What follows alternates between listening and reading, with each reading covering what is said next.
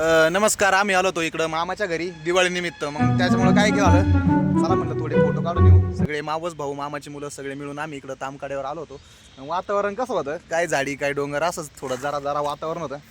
आणि मग आता सगळ्याचं थोडीफार भाजी घेऊ घरी जाऊन. घासाची भाजी होती, बटाट्याची भाजी होती, भाकरी चपात्या सगळं होतं. पण मग काय डोक्यात एक विचार आला, थोड्या हॉटेलच्या भाज्या जरी असल्या जेवणात तर आनंद गागनात मावायचं नाही. त्याच्यामुळं काय झालं, फोटो काढले सांग ना. 200+ फोटो झाले. मोबाईल मध्ये जागा नाही राहिली.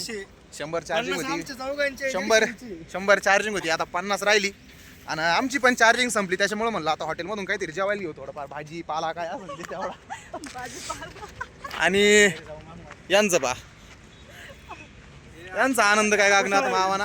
तर मी नंतर आमच्या सर्वांचे फोटो काढून घेतले. मग आमचा रवी दादा काय म्हणला, पहा याला फोटो नाही काढ देत, काही वाटत तिकडे करते. आणि दोघांचे फार फोटो काढण्यात आले अटी.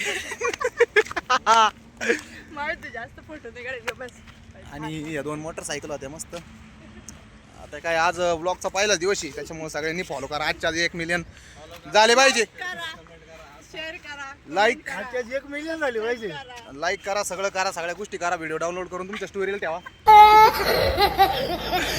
चला मग गेलो हॉटेलला. भाज्या ऑर्डर केल्या. भाज्या यायला लागला 1.5 तास. नंतर आल्या आपल्या 3 भाज्या.